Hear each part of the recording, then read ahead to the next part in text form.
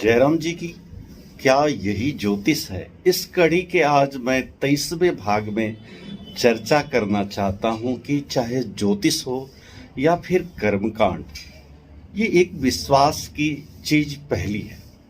अगर आपको विश्वास है, भरोसा है, तभी जाकर के इसको आप सत्य मान सकते हैं। चाहे आप कोई भी ग्रंथ ले लो, कोई भी पुराण ले लो, वेद ले लो, उसमें सर्वप्रथम वर्णन आता है सत्य, चित्त और आनंद।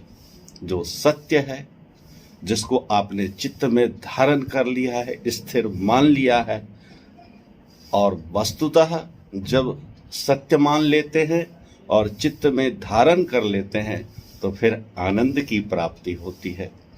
ऐसे ही आप दुर्गा सप्तशती को ले लें। दुर्गा सप्तशती में भी यही बात कही गई है, यम यम चिंतयति कामम तम तम प्राप्नोति निश्चितम। जो जो जिस जिस कामना से मुझको याद करेगा, उसको उस प्रकार की कामना की पूर्ति होगी। ऐसे भगवान गीता में भी कहा है, पत्रम पुष्पम फलम तोयम मामेकम शरणम व्रज। मेरे पास आने के लिए तुम्हें किसी विशेष वस्तु की आवश्यकता नहीं है। पत्र है तो पत्र ले लो, पुष्प ले लो, फल है तो ले लो, और ये सब भी नहीं है तो स्वयं मुझे सत्य मान लो, मेरी शरणागति में आ जाओ। कहने का अभिप्राय यह है कि जितने भी शास्त्र हैं या जो पुराण है, ये सब प्रथम विश्वास करने की बात है।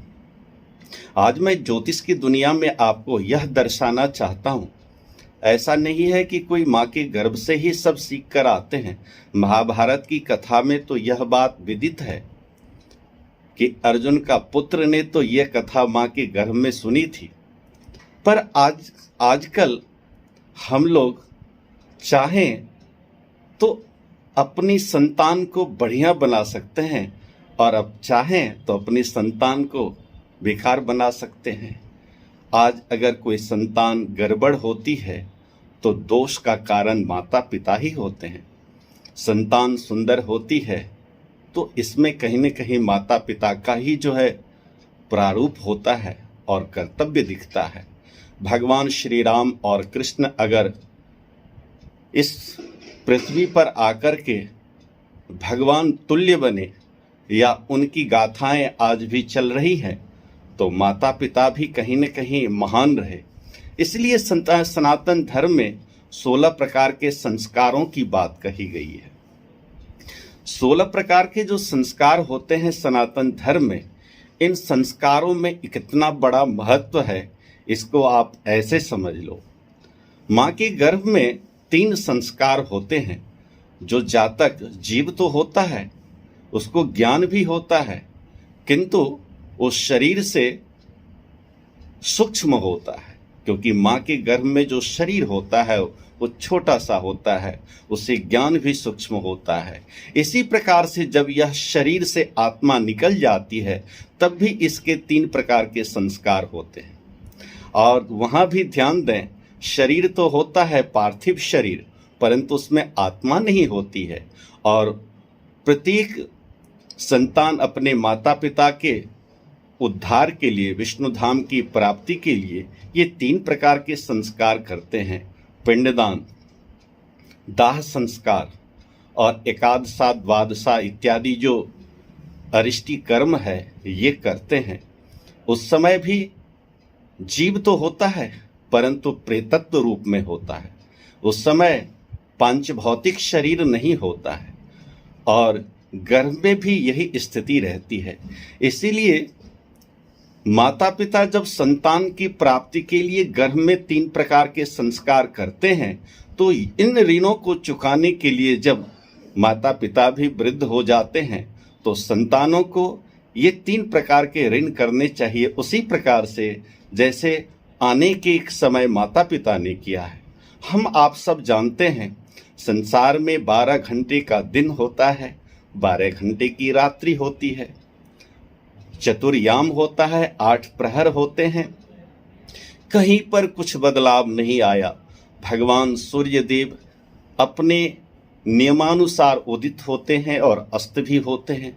चंद्रमा भी यथावत है। समस्त तारागण अपने अपने समयानुसार सृष्टि को अलौकिक प्रकाश देते हैं, परंतु हम मानव अपने उन संस्कारों को विस्मृत करते जाते हैं। इसलिए हमें भौतिक सुख तो मिलता है, किंतु आध्यात्मिक सुख नहीं मिलता है। प्रत्येक माता पिता चाहें तो एक सुंदर संतान को भगवान श्री राम कृष्ण की तरह उत्पन्न कर सकते हैं, और माता पिता चाहें तो राक्षस की तरह कर सकते हैं। दुर्गा सप्तशती के चतुर्थ अध्याय में राजा इंद्र इत्यादि स्तुति करते हैं। शक्रादयः सुरगणा निहतेति वीर्ये। एक ऋषि हवन कराते थे और उनके बराबर में कोई राक्षस सुन रहा था। उसे लगा कि ये ऋषि ने जब यज्ञ कराया तो इससे भगवान इंद्र की तरह संतान हुई, तो मैं करूंगा तो मुझे क्यों नहीं संतान ऐसी होगी। परंतु राक्षस ने जब हवन करा तो उसे राक्षस की तरह ही संतान हुई। ऋषि के पास आकर कहा, महर्षि, आपने जो यज्ञ किया था उससे इसे इंद्र की तरह पुत्र हुआ, और हमने जब किया तो राक्षस की तरह क्यों हो गया। बोले, तुम क्या मंत्र कहते थे। तो बोला, मैं शक्रादयः स्वाहा कहता था।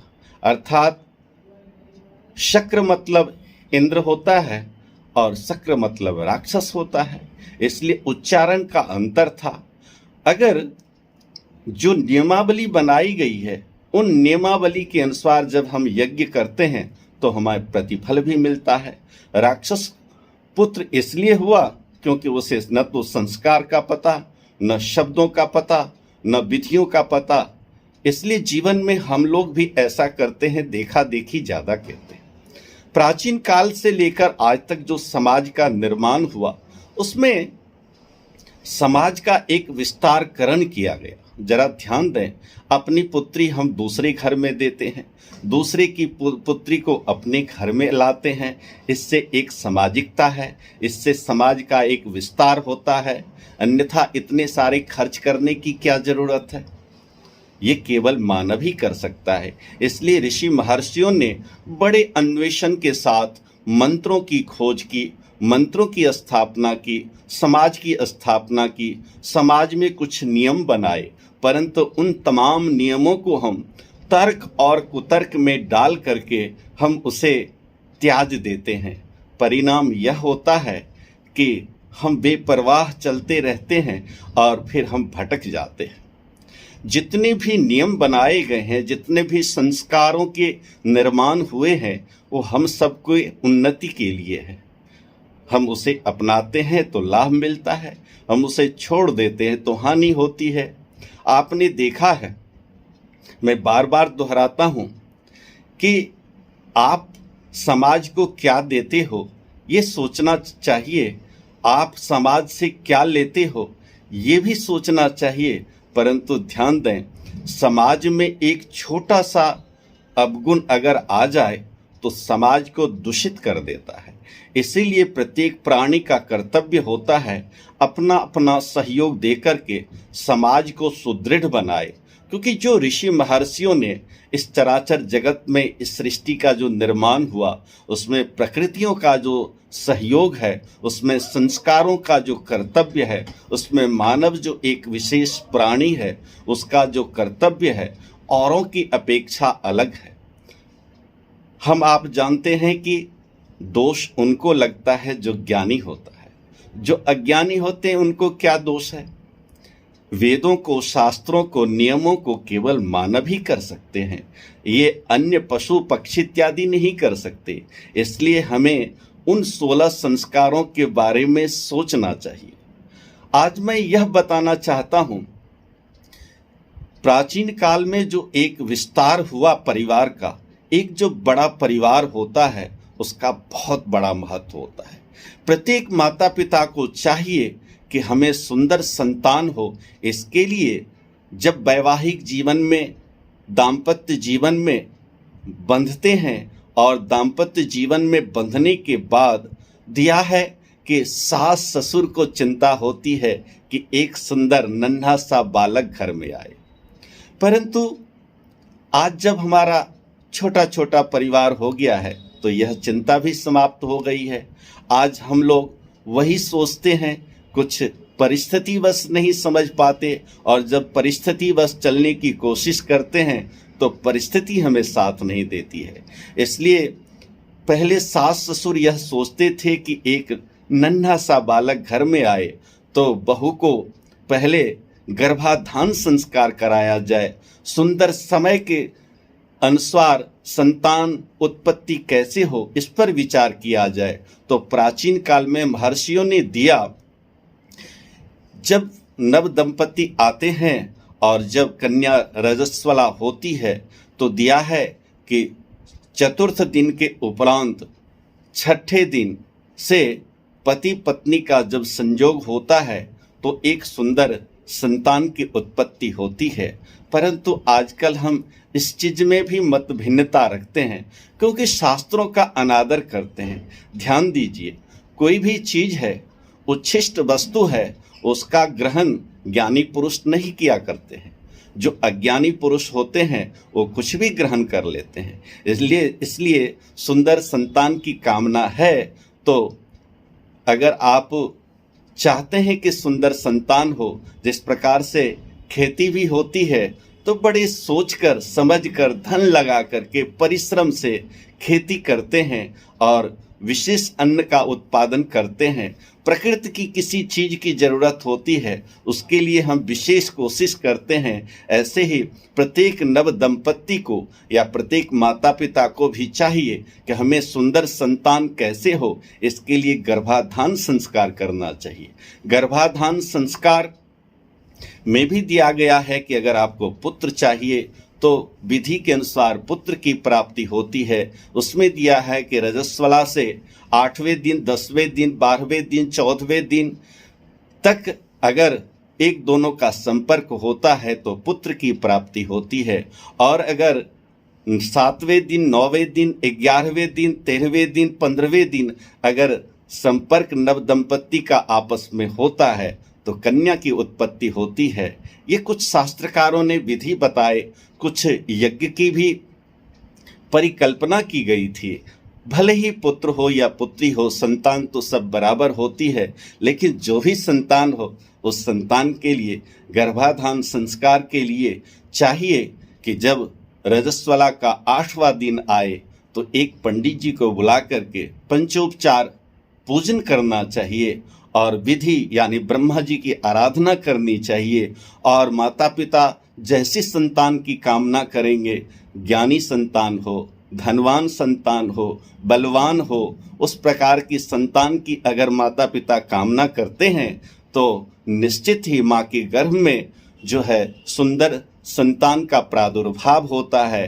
परंतु आजकल हम इन संस्कारों को भूलते जाते हैं। मैं यही कहना चाहता हूँ, अगर आप ज्योतिष को मानते हैं, कर्मकांड को मानिए, क्योंकि कर्मकांड के बिना ज्योतिष अधूरा है। इसलिए हम आपको बार बार दर्शाते हैं कि जीवन में जो कुछ कमी रह जाती है इसमें दोष हमारे प्रारब्ध का होता है, और प्रारब्ध को ठीक करने के लिए माता पिता का प्रथम कर्तव्य होता है कि सुंदर संतान पृथ्वी पर आए, सुंदर संतान आए। इसके लिए हमें प्रथम ये गर्भाधान संस्कार विधि पूर्वक अवश्य करने चाहिए। दूसरे संस्कार की चर्चा मैं आगे करूँगा। जयराम जी की नमस्कार।